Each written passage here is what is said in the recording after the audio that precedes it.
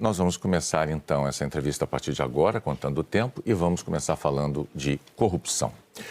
O Supremo Tribunal Federal lhe deu razão, considerou o então juiz Sérgio Moro parcial, anulou a condenação do caso do Triplex e anulou também outras ações por ter considerado a Vara de Curitiba incompetente. Portanto, o senhor não deve nada à Justiça.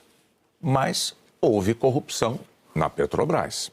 E, segundo a Justiça, com pagamentos a executivos da empresa, a políticos de partidos como o PT, como o então PMDB e o PP. Candidato, como é que o senhor vai convencer os eleitores de que esses escândalos não vão se repetir? Bonner, primeiro eu acho importante você ter começado esse debate com essa pergunta. Porque durante 5 anos eu fui massacrado e estou tendo hoje a primeira oportunidade de poder falar disso abertamente, ao vivo, com o povo brasileiro. Primeiro, a corrupção, ela só aparece quando você permite que ela seja investigada. Eu queria começar dizendo para você uma coisa muito séria. Foi no meu governo que a gente criou o Portal da Transparência, que a gente colocou a CGU como ministro para fiscalizar, que a gente criou a lei de acesso à informação, a gente criou a lei anticorrupção, a lei contra o crime organizado, a lei contra a lavagem de dinheiro, a AGU entrou no combate à corrupção, criamos o COAF para cuidar de movimentações financeiras atípicas e colocamos o CAD para combater os cartéis. Ou seja, foram todas as medidas tomadas no meu governo, além de que o Ministério Público era independente e além do que a Polícia Federal recebeu no meu governo mais liberdade do que em qualquer outro momento da história. Porque você está lembrado que em 2005, quando surgiu a questão do mensalão, eu cheguei a dizer o seguinte: só existe uma possibilidade de alguém não ser investigado nesse país, é não cometer erro. Se cometer erro, vai ser investigado. E foi isso que nós fizemos. Olha, se alguém comete um erro, alguém comete um delito, investiga-se, apura, julga, condena ou absolve e está resolvido o problema. O que foi o equívoco da Lava Jato? É que a Lava Jato enveredou por um caminho político delicado. A Lava Jato, ela ultrapassou o limite da investigação e entrou no limite da política. E o objetivo era o Lula. O objetivo era tentar condenar o Lula. Não sei se você está lembrado que no primeiro depoimento que eu fui dar ao Moro, eu falei: Moro, você está condenado a me condenar porque você já permitiu que a mentira foi longe demais. E você sabe do que eu estou falando. E aconteceu exatamente o que eu previa. Quando nós entramos com habeas corpus na Suprema Corte, foi antes e bem antes do hacker. E se você pegar o nosso habeas corpus, a gente está dizendo coisa que depois se descobriu com o hacker investigado pela Polícia Federal. Então, eu vou te dizer uma coisa, Bonner. Vou dizer para você, olhando nos olhos do povo brasileiro, não há hipótese. Não há hipótese.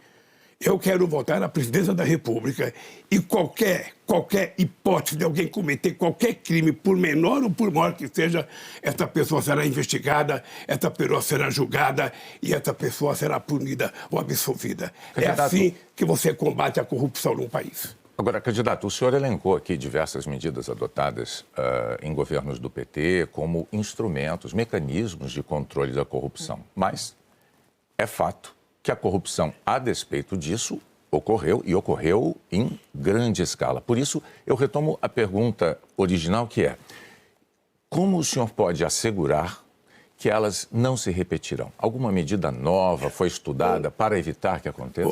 Bonner, primeiras medidas estão colocadas. Tá? Veja, eu poderia ter escolhido um procurador engavetador.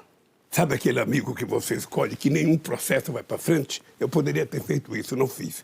Eu escolhi da lista tríplice. Eu poderia ter impedido que a Polícia Federal tivesse um delegado que eu pudesse controlá-lo. Não fiz. E permiti que efetivamente as coisas acontecessem do jeito que precisava acontecer.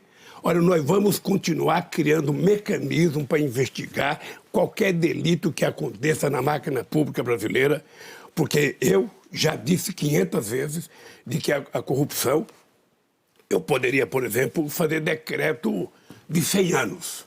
Sabe decreto de sigilo, que está na moda agora? Eu poderia, para não apurar nada, decreto de 100 anos de sigilo para o Pazuello, decreto para meus filhos, decreto para meus assessores. Ou eu poderia não investigar, pega um tapetão, coloca em cima de qualquer denúncia, aí nada vai ser apurado e não vai ter corrupção. E a corrupção, ela só aparece quando você governa de forma republicana, que você permite que as pessoas sejam investigadas independentemente de quem seja. E eu tive a alegria, eu tive a sorte de ter um ministro do porte do Márcio Tomás Bastos, sabe, que era uma figura, sabe, inatacável nesse país, do ponto de vista da competência e da seriedade. Candidato, por isso, pode ficar tranquilo, sabe? É que houve um momento... erro pagará. Houve um momento, em mais de um momento, aliás, o Partido dos Trabalhadores chegou a dizer que o prejuízo acumulado pela Petrobras com o escândalo do Petrolão tinha sido reconhecido pela empresa e colocado no balanço da Petrobras por uma imposição da Lava Jato. Isso foi dito pelo Partido dos Trabalhadores.